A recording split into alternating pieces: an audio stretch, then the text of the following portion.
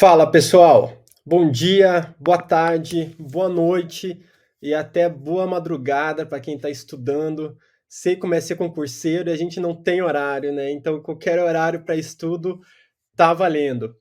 Pessoal, meu nome é Lucas Petri, sou delegado de Polícia Civil aqui do estado do Paraná, professor de Direito Administrativo da Educação Delta e estou aqui com vocês na parte 3 da nossa maratona de questões para a banca CESP. Pessoal, se vocês não assistiram a parte 1 e a parte 2, dá uma olhada, tá sensacional, tanto a minha aula como dos outros professores. E agora, nessa parte 3, já iremos tratar mais alguns temas muito importantes para seu concurso. Lembrando que a CESP está organizando o concurso da Polícia Civil de Alagoas, Polícia Civil do Espírito Santo e agora também o concurso da Polícia Civil de Rondônia, pessoal. Então, 3 concursos, a mesma banca. Excelente chance para você pegar sua vaga aí de autoridade policial e ser meu colega de profissão. Beleza, pessoal? Eu já deixo aqui para vocês o meu Instagram, delegado.lucaspetri. Continuamos na mesma coisa. Se vocês tiverem alguma dúvida, algum feedback, enfim, comentário sobre a aula, deixa aqui nos comentários abaixo do vídeo ou entre em contato comigo lá no Instagram. Eu sou super solícito, enfim, só entrar em contato comigo lá que pode ter certeza que eu responderei em breve, tá bom? Então vamos lá, pessoal, para nossa aula 3 aqui de Direito Administrativo. Hoje nós iremos começar com o tema serviços públicos, que é um tema bem abarcado aí pelas bancas de concurso público, tá bem? Para a questão número 1 aqui, a gente já vê que é uma questão da CESP do ano de 2022 para defensor público. O fundamento da súmula vinculante do STF, que estabelece que o serviço de iluminação pública não pode ser remunerado mediante taxa, encontra-se na caracterização de tal serviço como singular, por ser usufruído diretamente pelos indivíduos. Pessoal, qual é essa súmula vinculante? A súmula vinculante de número 41, ok? Súmula vinculante número 41. Nossa, desculpa a minha letra horrível aqui, mas súmula vinculante número 41. Claro que do STF, já que é uma súmula vinculante, que ela diz exatamente que o serviço de iluminação pública não pode ser remunerado mediante taxa. Mas e por quê, pessoal? Realmente é porque tal serviço se caracteriza como singular? Não, pessoal. Esse é um serviço geral, é um serviço indivisível. É o que a gente chama de uti universi, o que a doutrina, né, chama de uti universi. E é por isso que ela não pode ser remunerada mediante taxa, porque apenas aqueles serviços que nós conseguimos colocar, diferenciar para cada indivíduo é que podem ser remunerados mediante taxa, se prestados diretamente pelo Estado, ou mediante preço ou tarifa, que são aqueles serviços prestados mediante as concessionárias de serviço público. Logo, aqui essa questão ela se encontra falsa, pessoal, se encontra falsa. E aqui eu trago realmente a explicação. O serviço de iluminação pública, ele é um serviço geral e indivisível. Por isso, ele deve ser remunerado mediante imposto, não mediante taxa. Já o serviço aqui trazendo um comparativo de iluminação domiciliar, pessoal, quanto você gasta de iluminação no seu domicílio, o Estado consegue saber, visto que esse serviço ele é divisível. Então, ele consegue dividir quanto o Lucas gastou de iluminação em seu domicílio. Logo, esse serviço é chamado de ut singuli. Esses termos aqui eu trouxe para vocês porque eles caem muito nas provas. Então, vocês têm que saber ut singuli e ut universi, tá bem? E dessa forma, iluminação domiciliar pode ser sim mediante taxa ou mediante preço ou tarifa aí, se abarcados pelas concessionárias de serviço público, ok? Então se encontra falsa essa alternativa, porque não é um serviço singular, mas sim um serviço geral e indivisível. Não há como saber quanto Lucas, como indivíduo, gastou com a iluminação pública naquele mês, correto? Dessa forma, é um imposto para todo mundo.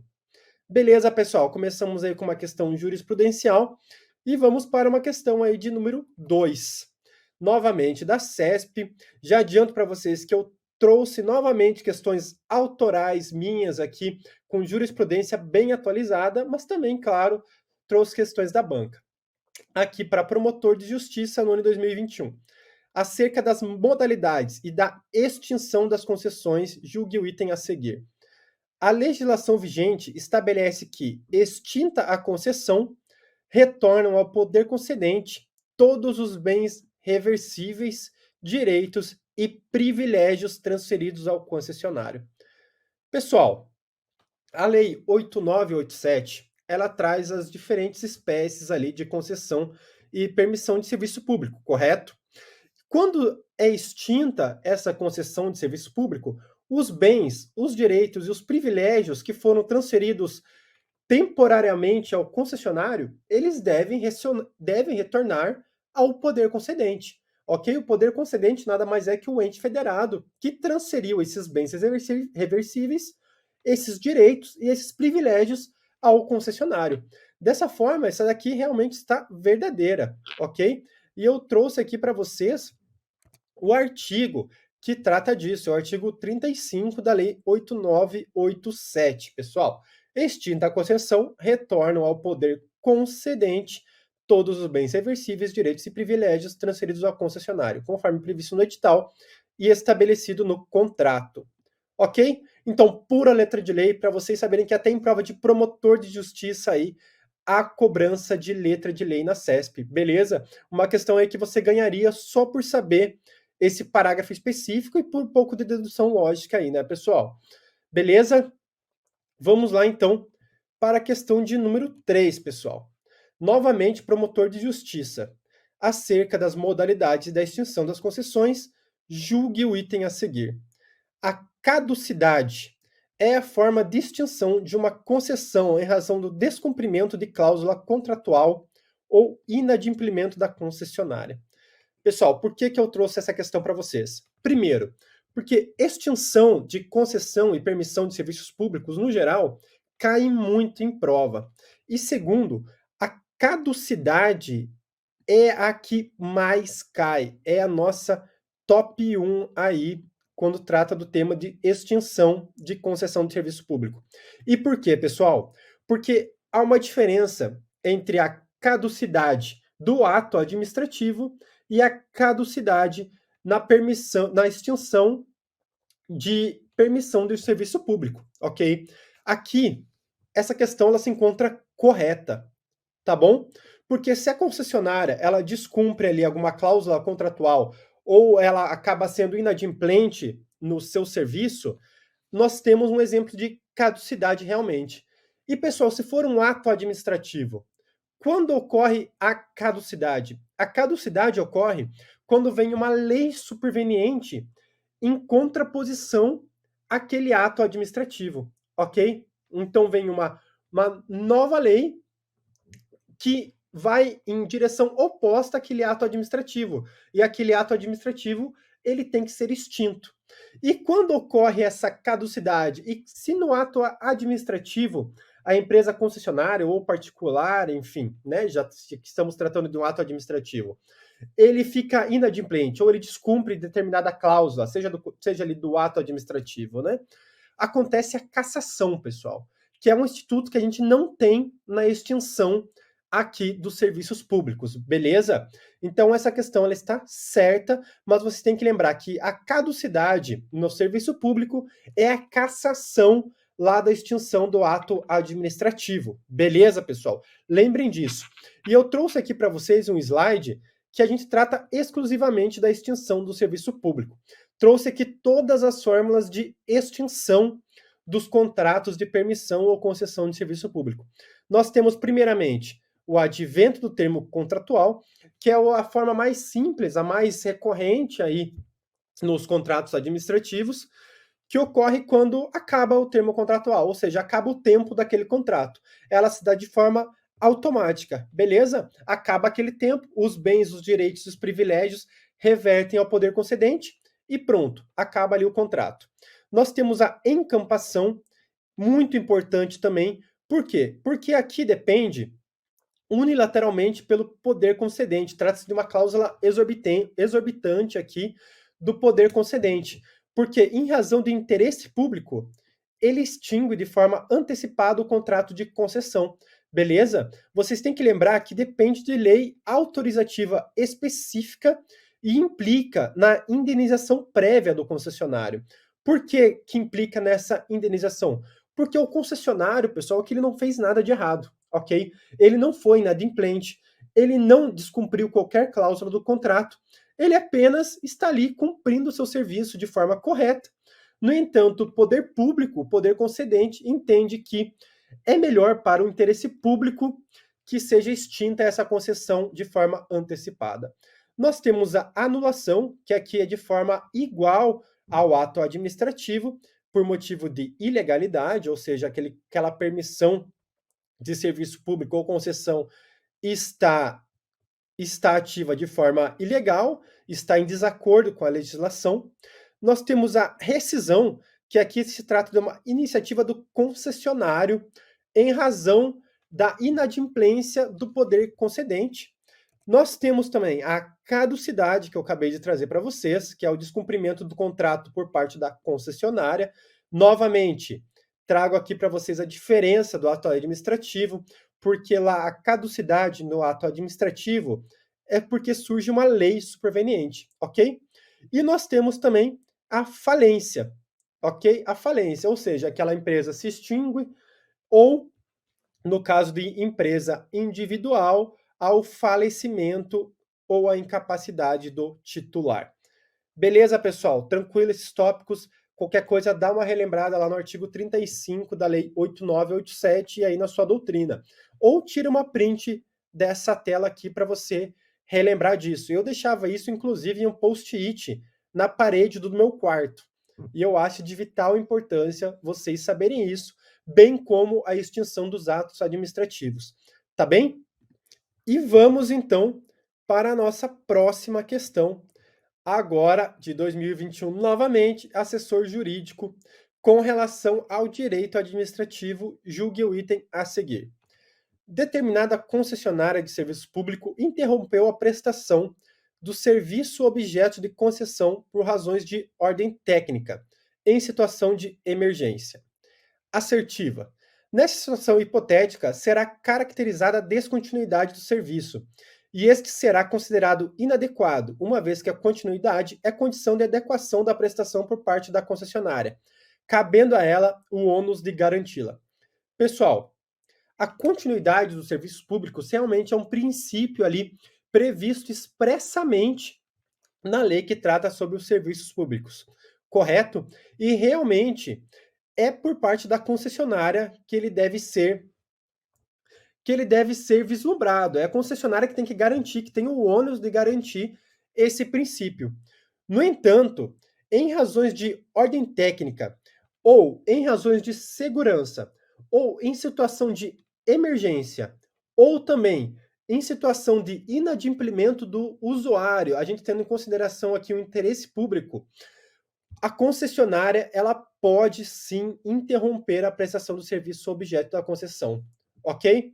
Mas essa assertiva aqui, ela está errada. Por quê? Porque nesses casos não é considerada a descontinuidade do serviço, beleza? Já que nesses casos que eu falei agora, razões de ordem técnica, razões de segurança, situação de emergência e inadimplemento do usuário, a concessionária de serviço público pode sim interromper a prestação. E eu trouxe aqui para vocês o artigo que trata disso, um artigo de vital importância. E por que eu trouxe para vocês, pessoal?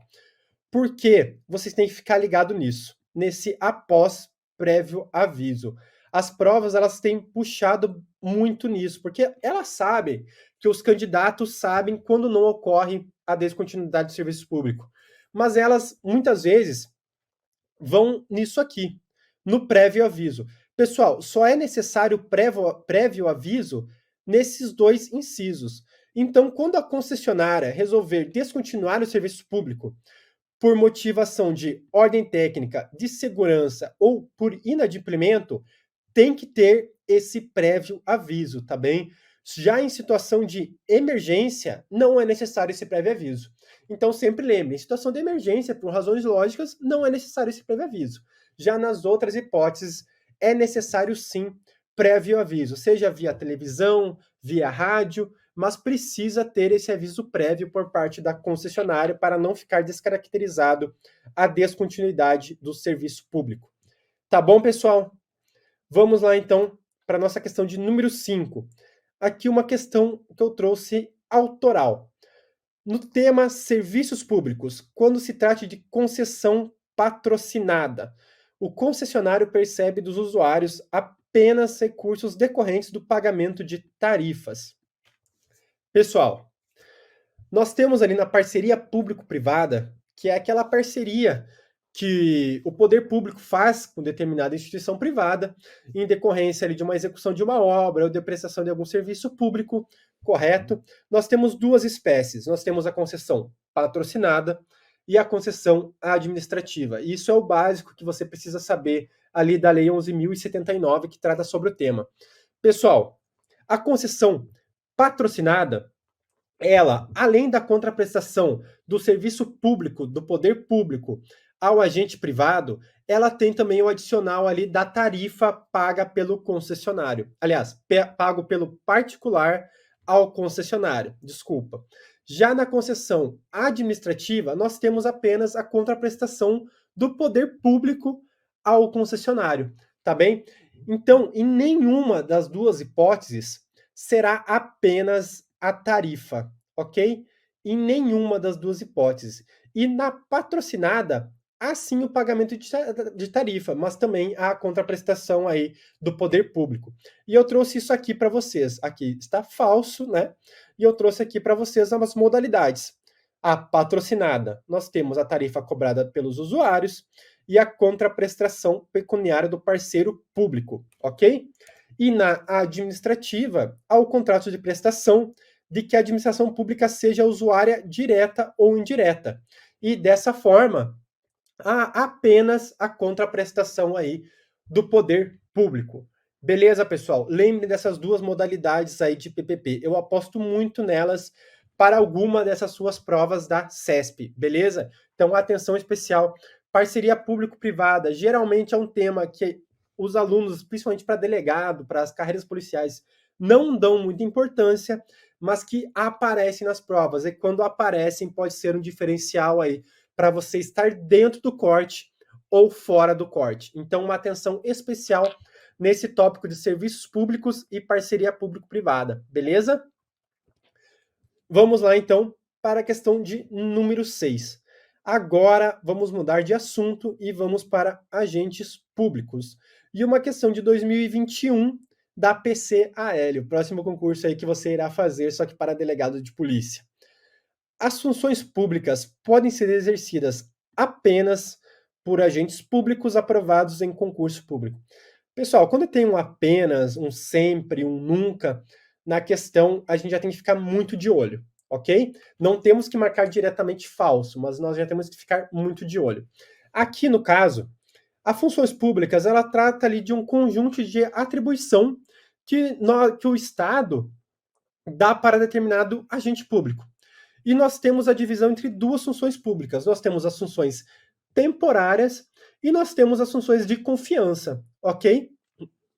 Mas elas não precisam ser exercidas apenas por agentes públicos aprovados em concurso público. Beleza, pessoal? Não precisam ser exatamente por agentes públicos aprovados em concurso público. Pode ser por pessoas que não tiveram ali sua aprovação via concurso público. Tá bom, pessoal? Então lembrem disso. Função temporária e função de confiança. Em regra, a função de confiança necessita que a pessoa seja um agente público, mas a função temporária não há essa necessidade. Ok, pessoal? Vamos lá, então, já passando para a questão de número 7. Foi realizado concurso para o preenchimento de vagas para determinado cargo público, de natureza civil, da administração direta federal. Após a divulgação dos resultados, os aprovados foram nomeados. Considerando a situação hipotética que dispõe a Lei nº 8.112 de 90, julgo o item subsecutivo. É correto afirmar que o cargo público em questão foi criado por lei. E aí, pessoal? O que vocês acham? O cargo público, ele tem que decorrer da lei? Pessoal, com certeza. Qualquer cargo público, a sua criação, ele depende de um regimento legal, ok? Mas eu trouxe essa questão aqui para a gente aprofundar um pouco mais. E a extinção, pessoal? A extinção do cargo público, ela decorre da lei? Ela tem que ser feita por lei? Aí depende. Em regra, sim. Por quê? Porque pelo princípio da simetria das formas, realmente, se o cargo só pode ser criado por lei, a sua extinção tem que se dar por lei. No entanto, nós temos uma exceção lá na Constituição Federal. Se o cargo público ou a função pública ela estiver vaga, o presidente da República, mediante decreto, pode extinguir. E é essa exceção que cai muito na prova. Então, essa questão aqui ela se encontra verdadeira, ok? Realmente o cargo público só pode ser criado por lei. E eu trouxe aqui para vocês o regimento legal que trata tanto sobre a extinção e a criação do cargo público. O regimento sobre a criação está ali na Lei 8.112 e a extinção, em regra, como eu disse, se dá por lei. Mas nós temos essa exceção que cai muito, muito, muito em prova, que está no artigo 84, inciso 6, a linha B da Constituição Federal. Então lembrem, criação de cargo público apenas mediante lei, extinção de cargo público, em regra, mediante lei, mas pode se dar via decreto do presidente da República. Beleza, pessoal? Certo? Vamos lá, então, para a nossa próxima questão. Agora a questão de número 8. Novamente, uma questão da CESP do ano de 2021. Questão aí muito atual. A respeito da aplicabilidade das normas constitucionais, da interpretação das normas constitucionais e do poder constituinte. Julgue o seguinte item. Segundo o STF, o direito de greve dos servidores públicos constitui norma constitucional de eficácia contida. Pessoal, vocês lembram dessa distinção aqui sobre aplicabilidade das normas constitucionais feita pelo José Afonso da Silva? Pessoal, aqui acaba sendo um tema muito mais de direito constitucional, mas que eu trouxe para vocês porque pode cair sim na sua prova de direito administrativo. Nós temos ali as normas de eficácia plena, contida e limitada, correto? As normas de eficácia plena são aquelas que já têm total eficácia, não precisam de nenhuma outra norma legal para regulamentar ela. Nós temos as normas de eficácia contida, que são as normas previstas na Constituição Federal, que elas podem ser contidas por uma legislação ordinária, correto? Por exemplo, ela já tem plena efetividade. No entanto, elas podem ser contidas por uma legislação ordinária. E nós temos as normas de eficácia limitada, que são aquelas que dependem de uma regulamentação para ter sua total eficácia ali, certo? Aqui é um tema de direito constitucional. E o direito de greve dos servidores públicos, pessoal? Ele trata de uma norma de eficácia contida ou de eficácia limitada? Pessoal, ele se trata de uma norma de eficácia limitada, não é de eficácia contida. O STF entendeu que é necessária, sim, uma regulamentação legal para o direito de greve ser exercido pelo servidor público. Beleza, pessoal? Já no caso dos particulares, o STF entendeu que se trata de uma norma de eficácia contida, ok? Porque a lei ela pode limitar esse direito, mas os particulares eles já têm um direito de greve regulamentado ali pela Constituição Federal, ok? Nesse mesmo julgado aqui, o STF adotou a posição concretista geral e mandou o poder público, o direito de greve pelos servidores públicos, ele pode ser exercido no mesmo âmbito da iniciativa privada até o poder público editar uma norma específica, entendendo dessa forma que a lei, que o direito de greve dos servidores públicos é uma norma de eficácia limitada. Ok, pessoal? Lembrem disso, julgado importante do STF aí, para você. Se eu não me recordo bem, acho que é do ano de 2020, ok? Mas deem uma olhada nesse julgado, que é muito, muito, muito importante para vocês. E vamos lá para mais uma questão, então, já que é a nossa maratona de questões. Questão de número 9. Agora eu trouxe uma questão autoral aqui para vocês. É necessária condenação anterior na ficha funcional do servidor, ou, no mínimo, anotação de fato que o desabone para que seus antecedentes sejam valorados como negativos na dosimetria da sanção disciplinar.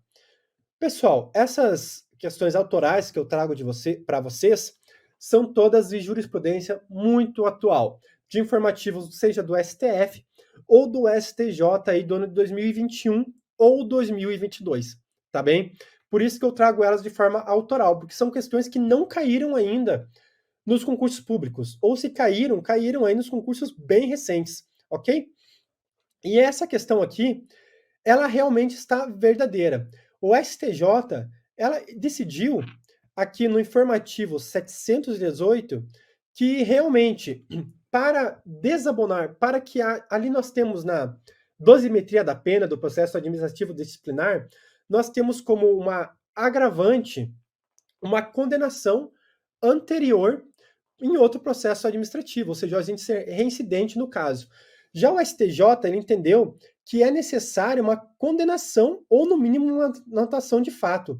Não basta, por exemplo, que esteja correndo um processo administrativo disciplinar contra o agente para que em outro processo administrativo ele já seja considerado reincidente e seja agravada aí a sua sanção disciplinar, tá bem? É necessário que já haja uma anotação, no caso de uma repreensão aí, uma natureza leve, né? Uma pena de natureza leve, ou uma condenação anterior em sua ficha funcional. Tá bem? Então, aí um informativo bem recente para vocês, informativo 718. E vamos para a nossa questão de número 10 agora. Novamente sobre o tema agentes públicos e novamente uma questão autoral aí com jurisprudência nova para vocês. A autoridade administrativa não dispõe de discricionariedade para aplicar ao servidor pena diversa de demissão, quando caracterizadas as hipóteses previstas no artigo 132 da Lei número 8.112. Pessoal, essa questão aqui é muito boa. Por quê? Porque nela nós podemos aprofundar diversos temas. Pessoal, aqui, quando há uma sanção disciplinar ao agente público, nós temos ali que se trata imediatamente do poder disciplinar, correto? Indo aqui lá para poderes administrativos. E decorre imediatamente do poder hierárquico. No poder disciplinar, em regra, ele é discricionário na escolha da sanção, mas ele é vinculado na sanção. Vou explicar para vocês. Um servidor ali ele comete determinada falta, uma sanção ali de natureza leve, por exemplo. O administrador público ele tem que aplicar uma sanção, caso veja que o servidor fez ali determinado ato, correto? Nesse caso, o ato é vinculado. No entanto, em regra, o ato é discricionário na escolha daquela sanção. Ou seja, o administrador público ele tem que aplicar a sanção, mas ele pode escolher qual a sanção que deve ser aplicada. Ele pode escolher se vai ser uma suspensão, ele pode escolher se vai ser uma redução do salário, ali que o servidor vai trabalhar, só que não vai receber. Enfim, ele pode escolher o que ele deseja, beleza? Nesse caso é discricionária, tá bem? Então lembrem disso, na aplicação da sanção, ali se deve aplicar ou não, é um ato vinculado, ok? Já na escolha dessa sanção, é um ato, em regra, discricionário. Por que eu digo em regra, pessoal? Porque o STJ entendeu que quando caracterizada uma hipótese de demissão ali prevista no artigo 132 da Lei 8.112 de 90, esse ato será vinculado tanto na aplicação da sanção quanto na escolha da sanção, que será, no caso, a demissão, ok? Então, muito importante para vocês saberem disso. Isso, inclusive, é o entendimento sumulado, tá bem? Súmula 650 do STJ. Vocês têm que lembrar que não dispõe de discricionariedade. É um ato vinculado quando se trata de demissão. Olha que questão boa aí para uma prova oral, né, pessoal? Se na escolha da sanção o ato é discricionário ou vinculado. Você responderia aqui, em regra, ele é discricionário. No entanto, quando se trata de uma pena de demissão, ele é vinculado, uma vez que a autoridade administrativa ela se encontra vinculada à pena de demissão. Beleza? Questão muito, muito, muito boa para cair na prova. Tá bom? Vamos lá para a questão de número 11. Mais uma questão autoral. O servidor público reintegrado. O que é o servidor público reintegrado, pessoal? O servidor público reintegrado é aquele que foi demitido. No entanto, aquela decisão administrativa que fez a sua demissão foi declarada ilegal. Dessa forma, aquele tempo que ele teve, que ele foi afastado do cargo público, ele retorna. E ao retornar ao cargo público, essa é a consequência da reintegração, ao retornar ao seu cargo público, ele tem direito a alguns direitos, né? Alguns direitos salariais aí. E quais são esses direitos? Eu já trouxe aqui para vocês. É o vencimento, lógico, ao salário que ele esteve afastado indevidamente, as férias que merecem ser indenizadas e ao auxílio à alimentação. Eu sei que eu já pulei a questão aqui direta, mas eu já quis trazer para vocês quais são esses direitos que o servidor tem direito ao ser reintegrado. Aqui na questão, traz que o servidor reintegrado faz jus ao recebimento do auxílio transporte e ao adicional de insalubridade pelo período que esteve indevidamente afastado do cargo público. Isso é falso, né, pessoal? Pessoal, vamos pensar aqui. Ele esteve indevidamente afastado. Beleza. O que ele merece ter direito? Aqui é um presidente do STJ. Aos vencimentos, às férias e ao auxílio alimentação. Por quê? Porque esses são os vencimentos normais, fazem parte ali da remuneração do servidor, correto? Já o auxílio transporte, pessoal, não foi usado, correto? Não foi usado.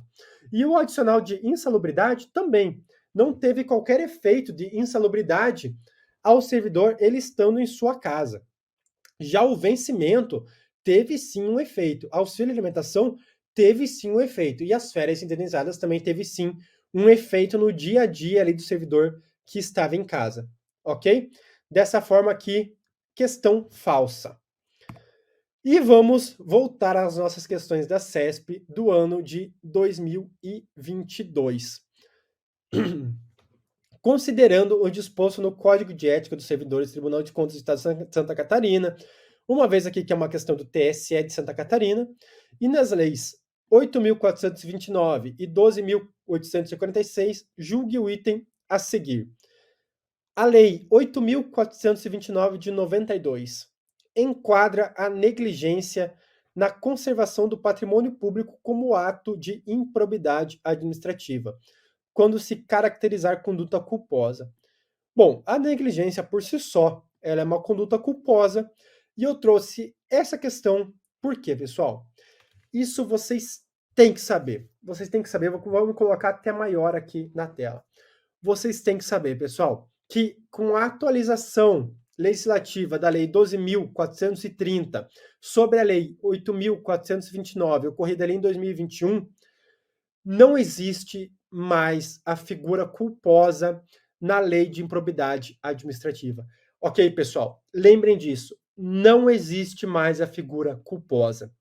Seja no ato de improbidade administrativa, que importe enriquecimento ilícito, prejuízo erário ou que atente contra o princípio da administração pública, nenhum desses três atos comporta a modalidade culposa, tá bom? Exige sempre o dolo, e o dolo ele tem que ser ainda específico, ok? O agente tem que ter o dolo específico para ser caracterizada a improbidade administrativa. Beleza? Lembrem disso, pessoal. Então, dessa forma aqui, essa questão ela se encontra incorreta, beleza? É uma questão falsa aí. Por quê? Porque não existe mais a conduta culposa na Lei 8.429 de 92. Tá bom, pessoal? Vamos lá para a questão de número 13. Uma questão aqui de 2021, novamente, promotor de justiça, e que ela foi adaptada. Ok? Eu fiz uma pequena adaptação nela, mas que vocês nem vão notar aqui. A União, por intermédio do Ministério da Saúde, firmou convênio com o município catarinense para a construção de um hospital materno-infantil. Por meio desse convênio, a União repassou ao município 60 milhões de reais, enquanto o município deveria, a título de contrapartida, investir 6 milhões de reais na obra. Considerando a grande relevância do hospital para a comunidade local, o prefeito decidiu contratar diretamente a empresa responsável pela construção. A partir dessa situação hipotética, julgue o item a seguir. Vou me colocar aqui para cima. Eventual condenação do prefeito por crime de responsabilidade perante a Câmara Municipal não impedirá que ele venha a ser condenado também na esfera civil por ato de improbidade administrativa, dadas que essas duas condenações, consoante entendimento do STF, não podem ser consideradas como bis in idem. Pessoal, julgado atual do STF, tá bom? Julgado bem atual do STF.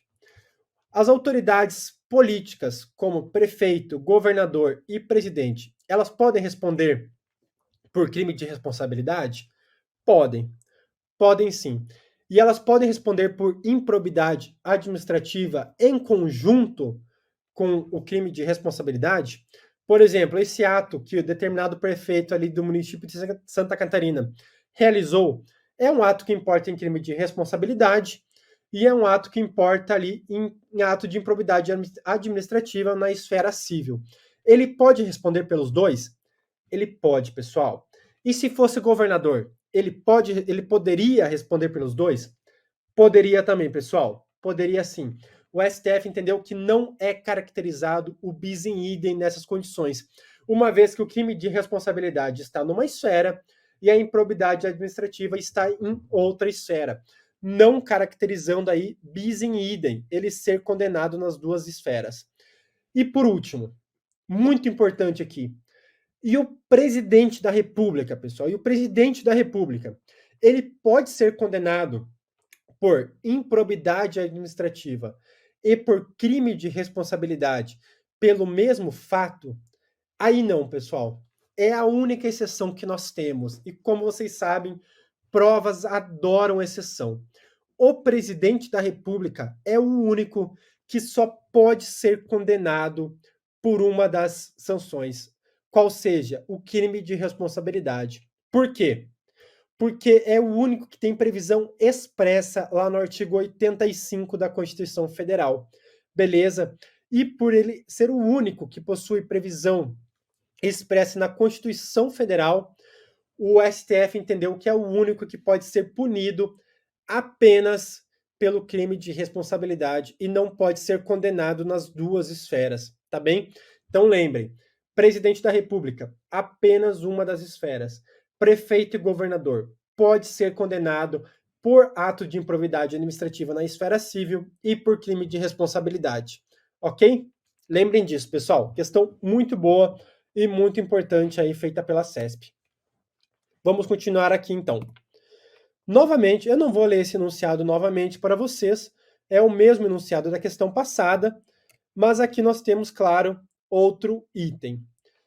Em eventual ação de improbidade administrativa hipoteticamente decorrente da realização de pagamentos indevidos na construção do hospital, poderá figurar no polo passivo da ação apenas o gestor responsável pela contratação, ou seja, o prefeito, né, o agente público responsável pela contratação, uma vez que, segundo jurisprudência do STJ, nas ações de improbidade administrativa, não há litisconsórcio passivo necessário entre o agente público e terceiros beneficiados com o ato ímprobo.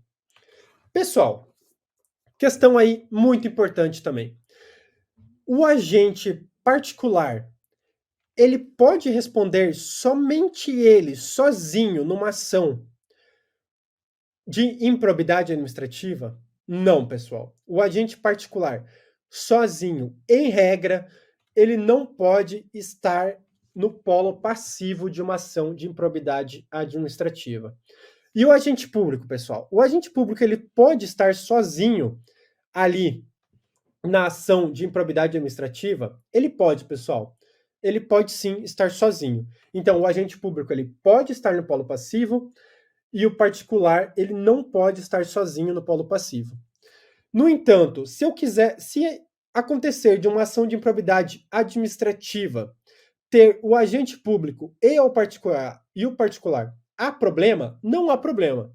É um litisconsórcio passivo, facultativo nesse caso. Não é obrigatório, ele não é necessário. Isso está onde, pessoal? Trata-se de uma jurisprudência em teses do STJ. Se eu não me engano aqui, jurisprudência em teses número 38 do STJ, que trata exclusivamente dos atos de improbidade administrativa. Não existe litisconsórcio passivo necessário, ou seja, não há a necessidade do agente público e o particular estarem no polo passivo da demanda, ok? Não há essa necessidade. De forma que essa questão aqui, ela está verdadeira, porque pode sim apenas o gestor da contratação, no caso da contratação pública do hospital ali, estar no polo passivo da demanda, mas não é necessário que o agente particular esteja no polo passivo dessa demanda, ok? Então, correta a questão. E vamos para a questão de número 15. Já vou contar para vocês que até o final da aula aqui é só improbidade administrativa, porque com essa atualização de 2021, pode ter certeza que improbidade administrativa estará em todas as suas próximas provas de concurso público da CESP, ok? Pelo menos uma assertiva ali de improbidade estará presente. Agora uma questão de 2020 da CESP. No que se refere à ação de improbidade administrativa, julgue o item a seguir. Nas ações de improbidade administrativa, a utilização de prova emprestada colhida na persecução penal depende de se assegurarem o contraditório e a ampla defesa. Pessoal, essa questão aqui eu trouxe para a gente ir um pouquinho a mais sobre prova emprestada. Vamos supor que esteja ocorrendo ali contra determinado agente público um processo penal, certo? E nesse determinado processo penal foi realizada uma prova testemunhal ali com alguma pessoa, enfim, mas decorrente de um crime de peculato realizado por esse servidor. Essa prova realizada no processo penal, ela pode ser emprestada para o processo administrativo, pessoal, ou para o processo civil de improbidade administrativa? Ela pode sim, pessoal. Ela pode ser emprestada, desde que seja observado o contraditório e a ampla defesa também nesse processo civil de improbidade administrativa ou em algum processo administrativo. Beleza, pessoal? Então, cabe sim a prova emprestada do processo penal para uma ação de improbidade administrativa, desde que presente o contraditório e ampla defesa. E eu tenho uma pergunta aqui para fazer para vocês. E essa prova testemunhal produzida lá no processo penal, ela entrará como prova testemunhal nessa ação de improbidade administrativa? Não, pessoal. Prova emprestada, ela sempre entra no outro processo como prova documental, beleza? Ela sempre vai ser uma prova documental no outro processo, ok? Então, essa assertiva aqui, ela realmente encontra-se verdadeira, porque realmente depende de ser assegurado o contraditório e a ampla defesa aí no processo a que será emprestado a prova. E vamos para duas questões autorais aí. Primeiramente, a questão de número 16. Vamos lá. O acordo de não persecução civil pode ser celebrado mesmo que a ação de improbidade administrativa já esteja em fase de recurso. E aí, pessoal? Verdadeiro ou falso? O que vocês marcariam? Primeiramente, o acordo de não persecução civil ele é possível, expressamente previsto lá na Lei 8.429 de 92 e também reforçado pela Lei 14.230 de 2021. Correto? E chegou ao STJ se ele poderia ser ainda feito em fase de recurso. E o STJ disse que o quê, pessoal? Que sim, que ele poderia sim, que ele pode ser realizado ainda que em fase recursal, ok? Deixei o informativo 728 aqui para vocês darem uma olhadinha, informativo importante aí, mas eu acredito que na prova de vocês, se for cair, caia exatamente da forma que está aqui, que o acordo de não persecução civil pode ou não ser celebrado. Aí você irá marcar verdadeira ou falsa ali em fase recursal. Beleza? Questão ali boa de prova. E a questão de número 17. Não é viável o prosseguimento de ação de improbidade administrativa exclusivamente contra particular. Correto, pessoal? Correto. Ainda que haja pretensão de responsabilizar agentes públicos pelos mesmos fatos em outra demanda conexa. Pessoal, vamos supor que um agente público está ali no polo passivo de uma ação de improbidade administrativa com um particular. No entanto, aquele agente público é declarado inocente, é declarado ilegítimo, enfim, por algum motivo ele é retirado daquela demanda. É possível o prosseguimento dessa ação de improbidade administrativa exclusiva contra o particular? Em regra, não é possível. Não é possível correr uma ação de improbidade administrativa exclusivamente contra o particular. No entanto, o STJ trouxe uma exceção aqui para a gente. Se houver a pretensão de responsabilizar outros agentes públicos pelos mesmos fatos em outra demanda conexa, é possível, sim, que essa demanda contra o particular continue ocorrendo, ok? É possível sim, de forma que essa questão aqui se encontra falsa. Esse é um informativo que vale a pena ser lido, o informativo 714 do STJ, ok? Por quê? Porque se tiver essa pretensão, é viável sim o prosseguimento de uma ação de improbidade administrativa. Jurisprudência muito atual e que traz uma exceção de uma jurisprudência consolidada nos tribunais superiores. Ok? Então vale a pena, vale super a pena dar uma olhada nesse informativo 714 do STJ. Ok, pessoal? E vamos para a nossa questão de número 18. Mais uma de delegado de polícia aqui da CESP, ok? Em fevereiro de 2018, o delegado de polícia de uma cidade determinou a realização de diligências para apurar delito de furto em uma padaria do local. Sem mandado judicial, os agentes de polícia conduziram um suspeito à delegacia.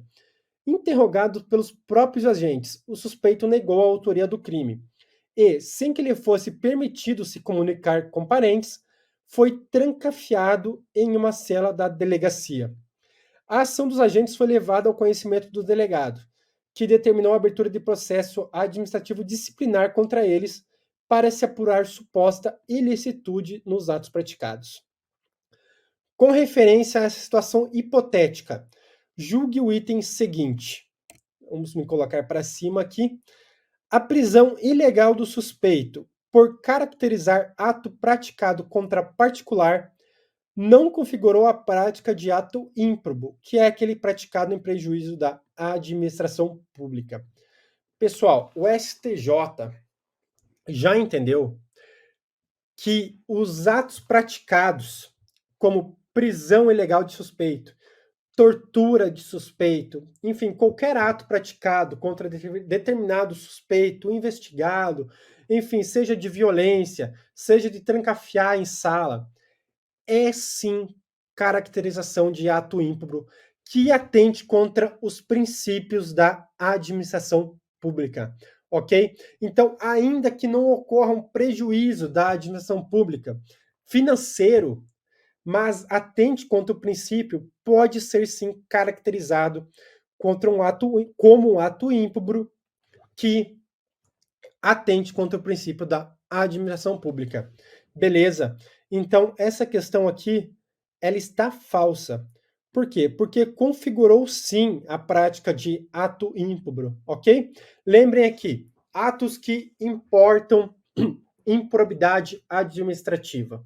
São aqueles que têm enriquecimento ilícito, aqueles que causam prejuízo ao erário, e aqueles que atentem contra a administração pública. Apenas esses três, de acordo com as atualizações aí recentes da Lei 14.230, na Lei 8.429. Tá bom, pessoal? E um ato dessa forma, uma prisão ilegal, a pessoa ali ser trancafiada sem poder falar com seus familiares, caracteriza sim um ato ímprobo que atente contra os princípios da administração pública. Pessoal, assim chegamos ao fim de mais uma aula de Direito Administrativo, parte 3 da CESP. Deixo aqui meu Instagram pessoal, delegado.lucaspetri, deixa seu comentário abaixo aí. Nessa aula nós trabalhamos serviços públicos, agentes públicos e improbidade administrativa.